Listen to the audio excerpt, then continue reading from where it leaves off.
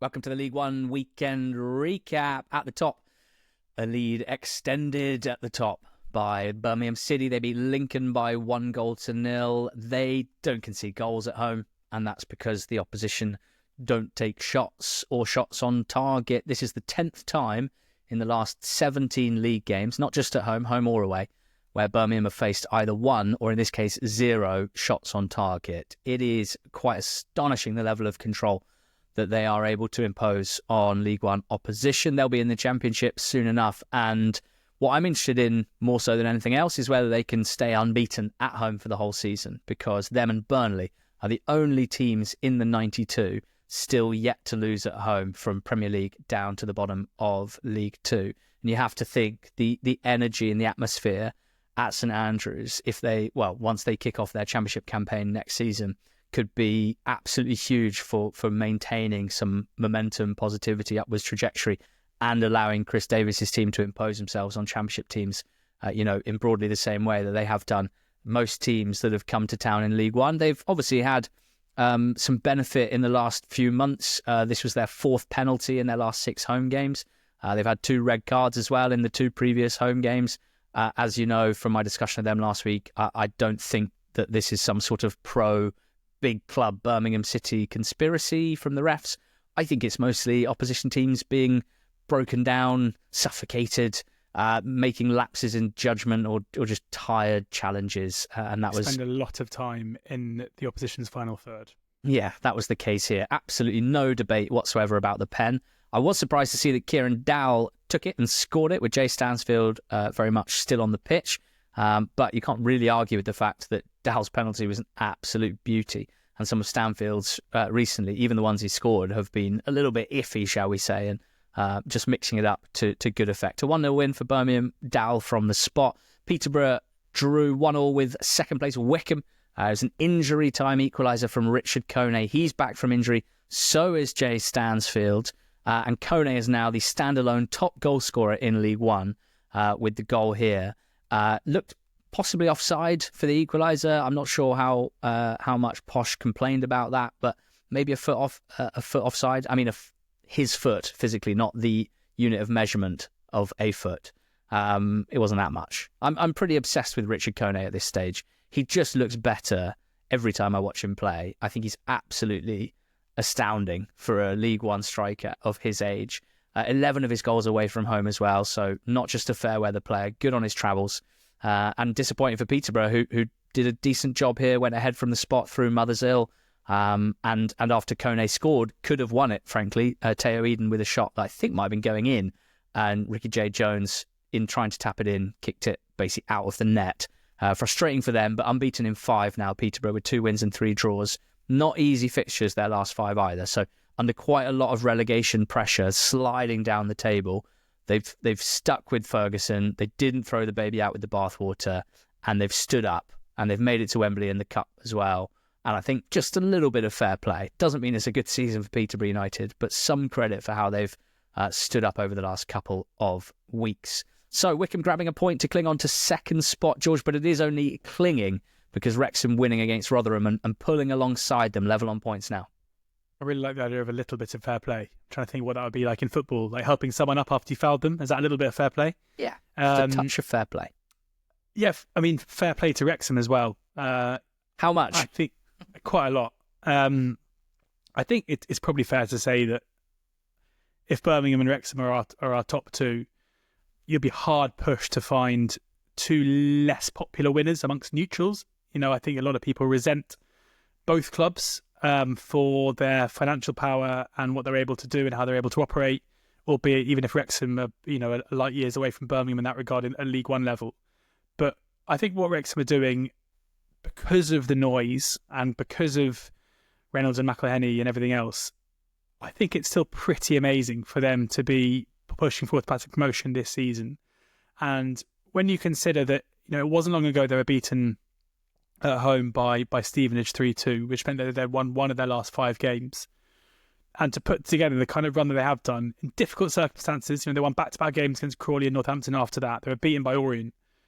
And then, crucially, after the 2-1 win at Mansfield, they've had 3 really tough games. Home to Bolton, who, as we know, are flying under Stephen Schumacher. away at Huddersfield side had put together a couple of big wins, and it felt like a huge game for Huddersfield season, and they navigated that.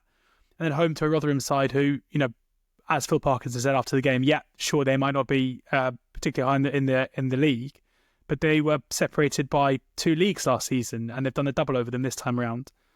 I'm by no means saying that we should give Wrexham more credit than we currently do, but I also think it's important to kind of look at the job that Phil Parkinson is doing in the club and how quickly they've managed to develop from a National League club into a side that are destined probably to play in the Championship, if not next season, then relatively soon too.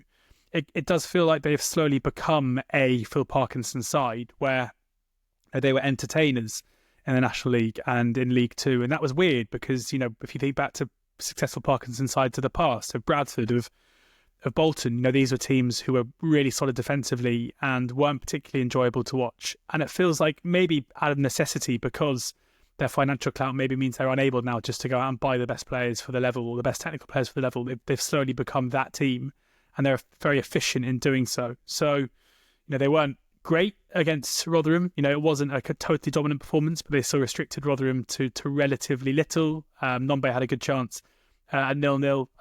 No, it was Wilkes who had a good chance at 0-0 that he missed before Sam Smith profited from a good flick on from Jay Rodriguez and made it 1-0 just after half time, and they saw it out pretty well. And that is the case now. Wrexham are a team that you don't really want to go behind to. So, yeah, fair play to Wrexham. They go to Wycombe on Saturday, which, depending, regardless of what happens in midweek, is going to be a huge game to determine who finishes second. Because even though it's not just a 2-horse race, they're clearly the 2 front runners. Absolutely. And Sam Smith started nicely, hasn't he? For Wrexham, good fit in terms of what they're trying to achieve style wise, and seems sort of good character, I think, for the spotlight. I've got this image of if he helps fire them to promotion, I'm sure he'll be a big part of whatever documentary comes out about this season. I'm sure we'll see a humorous advert filmed starring Sam Smith, the striker, and Sam Smith, the singer, and a hilarious misunderstanding between Ryan Reynolds and Rob McElhenney. And if that is the case, well, I, for one, look forward to it, because those are some funny dudes. That's the case. I think you'll deserve some brown envelope, won't you? Yeah, well, I'm already on the payroll. I actually give them most of their ideas and have done ever since they bought Wrexham. Not a lot of people know that. I thought it was before Wrexham. I thought you came up with the idea for It's Always Sunny and Ant-Man. Yeah, and I introduced him and Blake Lively at my 18th birthday party.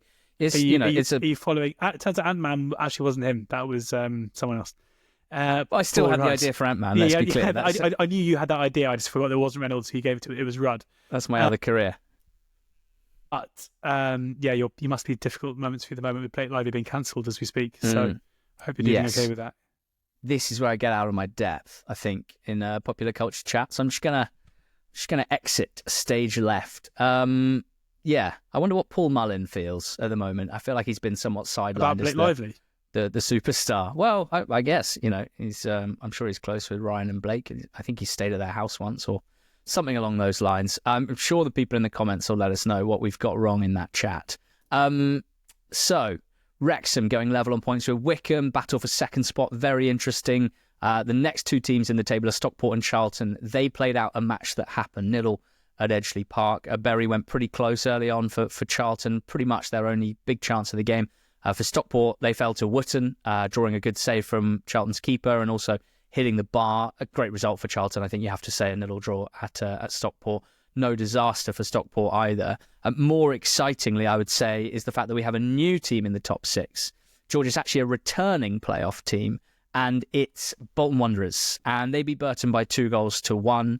Morley firing them in front after a slip at the back from Godwin Malif. Sweeney bundled in for Burton to equalise. And then Josh Sheehan scored an absolute howitzer. It's a peach, isn't it? It's a peach. And it also is one of those really nice goals from an audio perspective, because you get a free kick that hits the wall and you get way. Oh. And then you hear the thump and then you hear from the other end. It's impeccable stuff.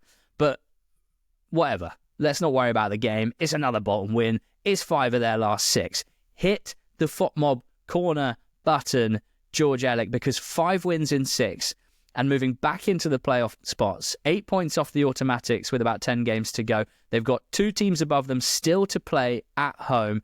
We're talking Bolton Wanderers. We're talking Steven Schumacher. And I'm specifically talking about the changes that he's made that seem to have had a huge impact on the team's results and a huge impact on the atmosphere around the football club. Let's start there. Changing the atmosphere. Number 1. There was an issue with big games under Ian Evatt. The highlight, or the low light really, was Wembley against Oxford in the playoff final. But it wasn't just that. There were games before then that were alarming. There were lots of games early on this season against big opposition where they didn't turn up. But under Schumacher, they've beaten Leyton Orient. They've beaten Birmingham, and what a display that was last midweek as well. They got a point and a clean sheet at Wrexham. They're turning up in the big games. He's changed the shape. Bolton have been playing broadly the same way, in the same shape under Ian Evatt for years now, and it was a style of play that led to a lot of success at the club. Let's not forget that, until it didn't. This is fresh. This is tactically flexible. This is changing game to game as well. It's amazing how many different shapes and styles Schumacher's Bolton have already played, from a 3-4-3 type shape against Birmingham that matched Birmingham up really well, both in and out of possession, allowed them to bring an intensity to their game that Birmingham struggled to handle. It was 4-3-3 against Burton here. Pretty regulation stuff on that front. We saw a similar shape, but maybe a little more defensive against Leyton Orient, with Osei Tutu and Schön, the wingers, rather than Osei Tutu and McAtee as it was on the weekend. We saw another 3-4-3 shape against Shrewsbury. All this to say, Schumacher's been really active in the way that he's managing this team tactically. And instead of confusing the players by chopping and changing, seems to have empowered them. They seem more confident. They're clearly really enjoying the variety, and the specific game plans for each game are generally working. There's a change of style in attack as well. It's quicker.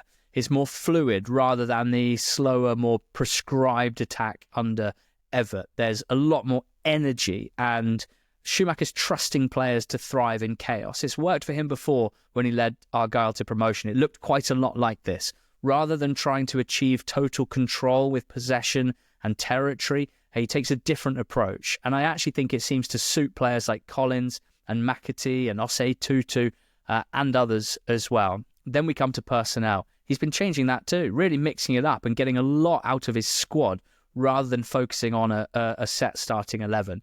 There's some key players that are playing really well, Collins and McAtee and Sheehan and Thomason, but also some players who were kind of fringe players previously, or those that just hadn't really impressed yet in a Bolton shirt. Maybe some fans were writing them off. Schumacher hasn't. I'm talking Will Forrester, I'm talking Chris Farino, I'm talking Carlos Mendes Gomez. Players starting games almost out of the blue and performing really well. It's a great use of squad, and it's a great way to get buy-in from the whole group rather than just focusing on some key players. So really impressive stuff in terms of the changes that I think Schumacher's made that have helped get the club and the team performing again. And I'm wondering, George, from your point of view, who are the key players? You know, if you're thinking about Bolton from an opposition point of view, who are the players you now need to be thinking about that are really important for them right now under Schumacher? I think one of the massive positives about Schumacher's reign so far is that there aren't any real standout players. It feels like he's able to chop and change between players and get a tune out of most of them. And you know, players like the top end of the pitch, like McAtee and Collins, are obviously continuing to perform when they are selected. What's notable, though, is that there are a couple of players who maybe weren't having a massive impact before Schumacher came in, who now are. Case study number 1 is Will Forrester, who came into Bolton 18 months ago. He's struggled to make a massive impact. He's been injured for periods of his time there. He's playing at centre-back now, and as we can see, his height is, as per Footmob, 180 centimetres. Now, I'm a feet and inches guy, and that equates to just under 5'11". So not your biggest for a centre-back. 23 years of age. You know, in December time, he was either being left on the bench, coming to the side for the odd 90 minutes, then being brought off the bench afterwards, as Evatt kind of struggled to find his best team. But as of late, playing 90 minutes consistently in games and growing in stature every single time, albeit probably not height. From a defensive perspective, he is strong. His aerial duels are pretty good for a guy that isn't the tallest at 71.7. He's generally a competent defender and someone who has come in and just given some really calm and assured performances at the heart of a Blackpool defence that's really needed it, and that has probably for the most part not been particularly calm and assured, and is someone who I think we can anticipate will be a massive player for Schumacher going forward at Bolton. Next up, we've got Josh Dakers-Cogley, who was a big part of a successful Ian Evatt side last season, whose form had massively dived under him in this campaign. Again, in and out of the side. If we look at the weeks that led up to Evatt's departure, he was left on the bench for the Exeter game. He came off the bench against Rotherham after that in the 2-2 draw against Cambridge. He started and was hooked up with half an hour to go. This became a bit of a trait of the end of Evatt's reign, where he was obviously just scrambling to try and find some kind of a winning formula. Now, again, he's playing 90 minutes in basically every single game and is performing incredibly well. He's someone who is, I think we've spoken about him a lot before in the pod. He's a bit of a rare breed now, where he is just one of those attack-minded right backs or right wing backs who is really strong going forward. He's a ball carrier, has good delivery, and can defend one-on-one. And that's to be seen by the fact he's already got 6 assists this season, albeit from 2.58 expected assists. So players finishing his chances relatively well. But 28 chances created, given he hasn't played that many minutes because he's been in and out of the side's impressive. 17 successful dribbles is a pretty high rate for his for his position, and 43 touches in the box, again showing a right back that's getting forward consistently, and 39 fouls won, showing that kind of ball carrying ability in the way that obviously teams think they have to. And then, as I mentioned, he's solid defensively as well.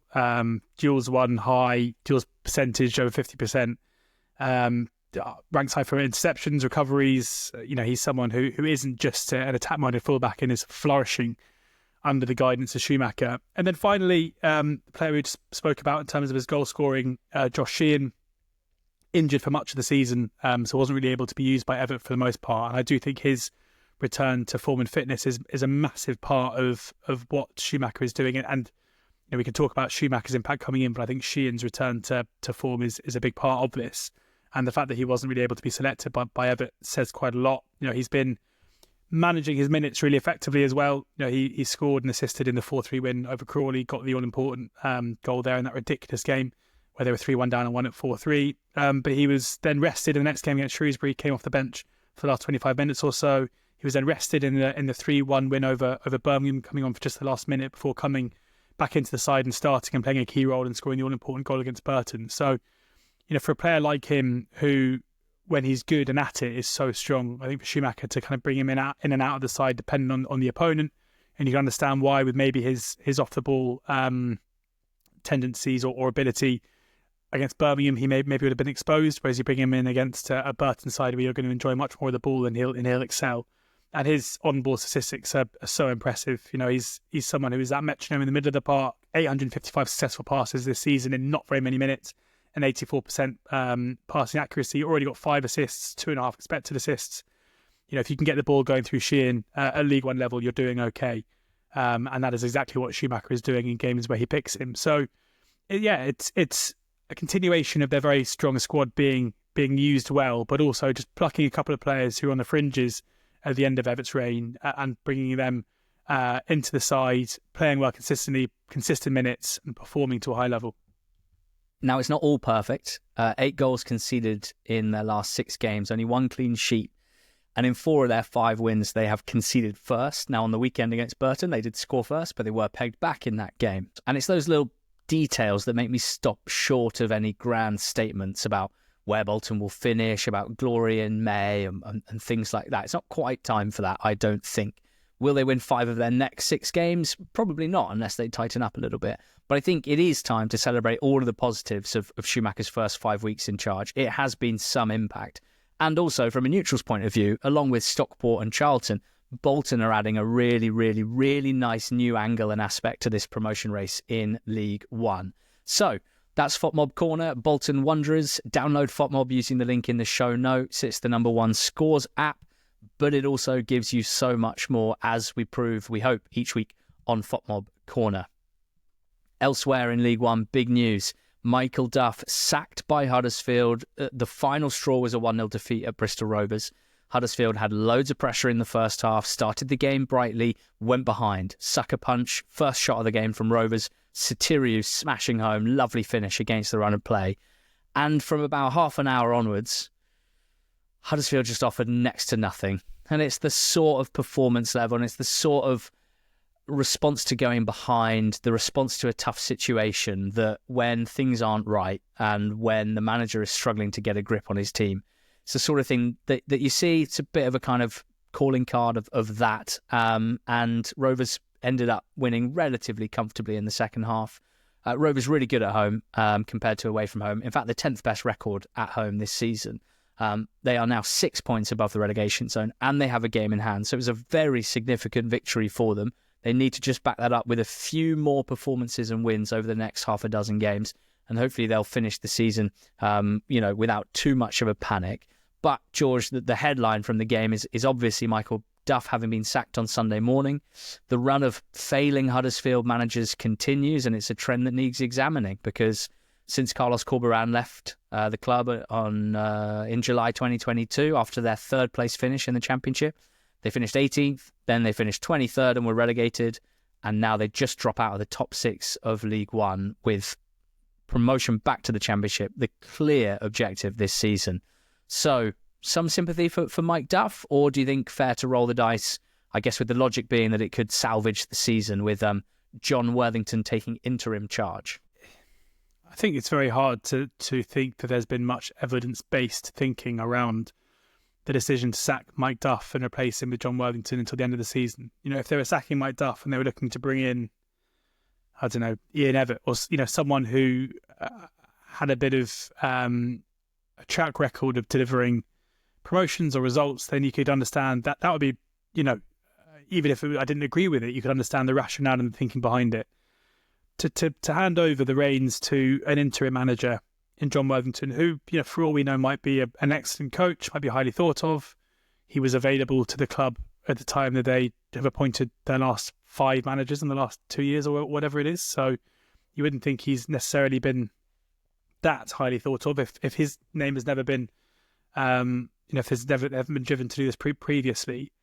But at this stage of the season, with Huddersfield still bang in the mix for the playoff position, likely to get one, and therefore with a huge chance of winning promotion, to dispense of the services of a manager who has won a promotion in the past, who's managed in a playoff final previously, and albeit that didn't win it, has that experience of taking a side to Wembley and setting a team up for that. I know things haven't been great and the results haven't been great, but that just doesn't always mean you have to sack the manager. I really believe that, especially a manager who has gone through times this season already where performances have been poor and turned it around. I really hate this idea that because, expectations are higher and we're not meeting them, therefore we have to make a change. We have to sack the manager. And especially when that change is purely to bring in somebody who has no managerial experience at the level. As I say, it might work. Maybe Worthington will come in and the results will improve and everything else, and this will look foolish. But yeah, I'll jump in just to say, you said I don't understand the thinking and the rationale. I don't necessarily agree with it, to be clear, but I guess I would just put forward that the thinking and the rationale is we have a really good team. They're really low on confidence right now. We get in a guy that the fan base love, who's got connection to the club, and we get the vibes, and we just get 10 games of good vibes. At the very least, we get a change of atmosphere, which can, as maybe we've seen with Bolton to an extent, things get a little looser, things get a little happier, and performances can improve with that being a part of it.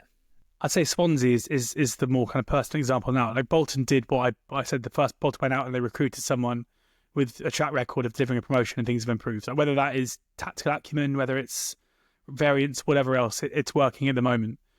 My point around, I don't think maybe it'll bring good vibes is like evidence-based thinking. I don't think there's any kind of actual evidence to suggest that kind of a change of vibes and bringing in a club legend can just necessarily turn around results and performances. As I say, if they made the decision to replace Duff as someone who they believed was a better candidate, with some kind of record to do so, then that would make some more sense. So, there'll be Huddersfield fans listening, I'm sure, who are like, no, it was awful, he had to go. And I completely get that. Like, I understand it's a fan's prerogative. And had they been looking to replace Duff after a manager search with someone who they felt their track record had made him a better candidate, then I would understand it. But right now, looking at kind of the facts at hand, it's pretty hard for me to imagine that John Worthington is a better fit to take Huddersfield into the Championship than Mike Duff is. And it's a hell of a managerial cycle they've been in since Corberán left, from Danny Schofield to Mark Fotheringham to Neil Warnock to Darren Moore to Andre Breitenreitner and to Mike Duff. And now they're very much back to square one. All of them seemed great candidates at the time. All of them, I guess, were hired with a slightly different approach in mind. None of them have had much or any success, really. It's probably worth mentioning, to be fair to Mike Duff, an absolutely insane injury list at the moment, missing Pearson, Bolker, Lees and Longvik. They're 4 centre-backs. And you can criticise the sale of Michal Helik, but I think that's pretty hindsighty, if you ask me, because a group of 4 centre-backs is a perfect amount of centre-backs to have, I would suggest, to be honest, particularly with Spencer able to play in a central defensive role. And everyone was clamouring for strikers, and that's what they got. Now, in the end, Dion Charles can't finish at the moment, and Joe Taylor has not really been available for much of the time since he signed. To what extent that's blamed on Mike Duff, it's very hard to say, but I have some sympathy for him on that front. But big drop-off in performances and results, and they're desperate to make the playoffs, and they've turned to John Worthington to secure that. Elsewhere, Reading, damaging late concession of an equaliser at Crawley. They hadn't really done enough to solidify their lead, I don't think, which was given to them by Big Kelvin in the first half. And it was a lovely deft finish from Panuche Kamara after some classy play from Kamari Doyle, who's been, even though Crawley's results haven't been great recently, Kamari Doyle's sparkling. 3 goals and 3 assists in his last 8 games for this pretty poor Crawley side, who have a lot of work to do. 1 point better than none, but they need wins, I think it's fair to say. Down at the bottom, the story of it really, George, was that it was the teams just above the relegation zone that won, and the teams in the relegation zone, none of them did. One of the surprise results of the whole weekend extended Leyton Orient's losing streak. They lost at home to Northampton by 2-1. Yeah, the how do you manage curse? We've had a few agents get in touch with us saying they want us to speak to their clients. I'm worried that, given the way it's going at the moment, that might dry up. Only if you keep bringing it up, mate. Bloody hell. 5 defeats in a row for Orient. I mean, it feels like Orient are massively at the the mercy of their fixture list, where they're in such good form, playing so well, winning games, and the performances themselves were so impressive. But then suddenly you have away trips to a rejuvenated Bolton on a Saturday after a pretty taxing win away at Wrexham. You lose that 2-1 in kind of frustrating circumstances, squandering a 1-goal lead. Then what have you got next? Oh, you got a Tuesday trip to Birmingham. For them in 7 days to travel to Wrexham, Bolton and Birmingham, it wouldn't be a huge shock if that's 3 of the top 4, 5 in a week is obviously going to be pretty damaging.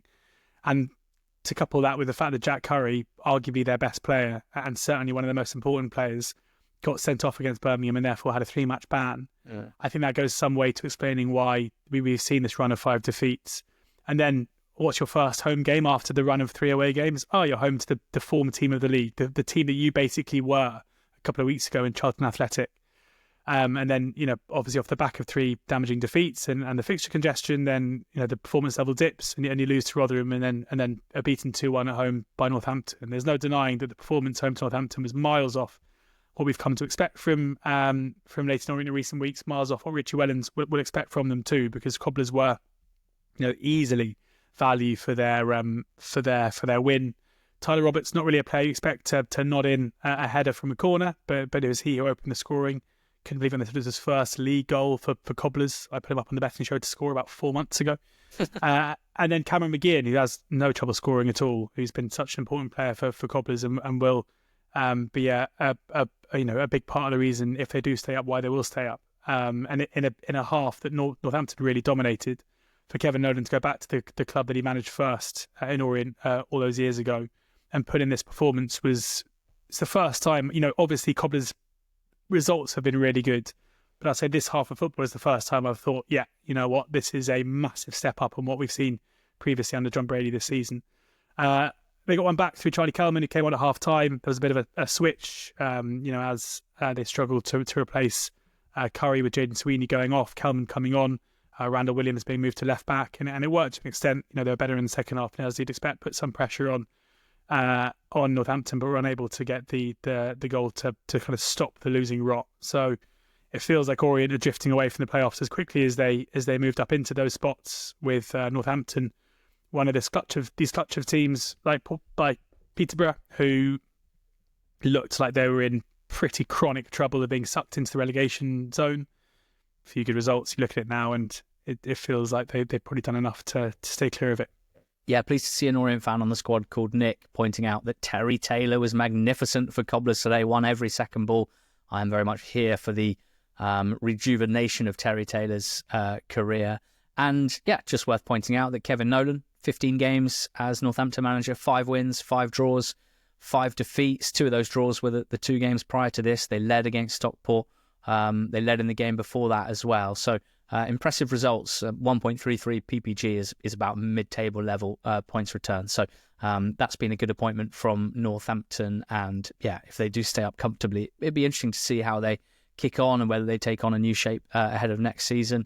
Barnsley lost 3-0 at home to Blackpool. Sonny Carey at the double. He missed an easy one at 0-0, then scored a hard one, and then scored an easy one. And in between that, Ashley Fletcher scored, which is happening more and more frequently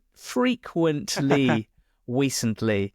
0.41 goals per 90 now this season for Fletcher. That's the best scoring rate of his career so far, which is nice. 7 non-penalty goals in the last 3 months. Only Charlie Kelman and Davis Keillor-Dunn have scored more in that time. And a good win for this Blackpool team, who are pretty hard to predict from game to game, but have a fun performance and a big win in them, just as they have the opposite in them too. Barnsley, another team in some form of distress. It feels like the season is slipping away for them. From what I see on social media anyway, not always the best barometer, but the guns being pointed more at the recruitment and those above Darryl Clark than Darryl Clark himself, from what I've seen, which, I always think it's a good reflection on a manager when the team are performing poorly, but the fans still, broadly have faith that it's not necessarily their fault. I definitely think that Darryl Clark is a good manager for the level, but this is likely to be Barnsley's lowest league finish since the 2014-15 season, so 10 years. And that's always tough to swallow. They've been up to the Championship in that time, and when they haven't been, they've been in the top 6 of League One, but they won't be this season. That looks clearer and clearer now. Here's a fun one.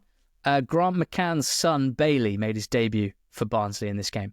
He's a left-back, 19-year-old, had a loan at Peterborough Sports in the first half of the season. Grant McCann's son, Bailey McCann, now making his senior debut in the league for Barnsley. Stevenage drew 1-1 with Mansfield. Reed sliding in to put Stevenage ahead. Mansfield perhaps lucky with a handball shout not given at 1-0. Then Stevenage hit the post, and inevitably Mansfield equalised. And Jordan Rhodes did it. And you might say inevitably it was Jordan Rhodes that did that because he's a guy that scores goals. But this was Rhodes' first goal of the season with his 28th shot. That's not very Jordan Rhodesy. And if you add the 15 shots at the end of last season that he went without a goal after that flurry for Blackpool, it was 43 Jordan Rhodes shots without scoring. With bearing in mind most of his shots are normally between 1 and 10 yards out. It was a real fallow period for him, but finished it, and now he's back in business. Watch this space. Jordan Rhodes is not done. Still winless in 12 now, Mansfield. 3 draws in a row against Burton, Wigan and Stevenage. So they've stopped losing, but I wouldn't say those results on paper are particularly impressive either. 8 points above the relegation zone. And also widening the gap between themselves and the relegation zone, George, were Exeter, who beat Shrews 2-0, and Wigan, who beat Cambridge 1-0. Yeah, Shrews have had a few opportunities against teams who they need to chase down recently. One was a 0-0 draw at home to Bristol Rovers. One was the 3-1 away defeat against Peterborough. And then this, a 2-0 defeat away at Exeter. I'm sure Gareth Ainsworth would have looked at these 3 games and been rubbing his hands with glee, knowing this was an opportunity to bridge that gap. And they picked up 1 point, and I'm pretty sure they're going to get relegated. And the good start that Ainsworth made at Shrewsbury has petered out very, very quickly. Exeter side have really struggled from an attacking perspective this season. They probably thought they were going to curse the missed penalty from Josh McGuinness. A good save from Jamal Blackman, but just a minute later from one of the resulting corners, Caleb Watts headed Exeter ahead. Dimitri Mitchell with a lovely finish from the edge of the area just after half time made it 2-0. Shrewsbury really struggling to get any foothold in the game or land any real blow. And it is a blow because now, a League One relegation picture that looked like it was kind of done before Christmas. It then looked really exciting because all four teams in the relegation zone were improving. It's now kind of reverting back to those four teams looking in massive danger because it's the likes of Exeter, Bristol Rovers, Peterborough who are picking up the points. And that was the case as well with Wigan and Cambridge. Cambridge, like, pretty good for the most part, like created some decent opportunities and was just done by a sucker punch late on. Wigan, obviously, at the moment, recruiting for a new boss. Luke Robinson with a goal with 10 minutes to go or so.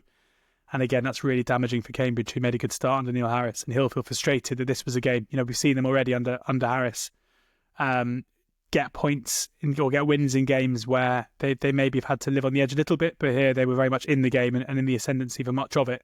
Were unable to take their chances and were hit late on. So, yeah, it looks to me like a battle for bottom spot between Cambridge and Shrews at the moment. The gap is just ever widening now with I think it's 11 points from Shrews on 28 points, up to Bristol Rovers on 39 and Cambridge on 29, so it's 10 points for them as well. Again, it goes very quickly, the bottom end of the table. If you can put 2 or 3 wins together, that gap closes fast. But you're kind of running out of time now.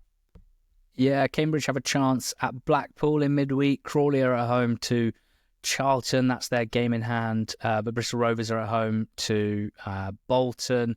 Got quite a few fixtures, or 6 fixtures rather, in League One in midweek. The Under the Lights show, which is our midweek recap podcast for paid subscribers of NTT20.com. That'll be out on Wednesday morning. We'll be reacting to all the big results in League One.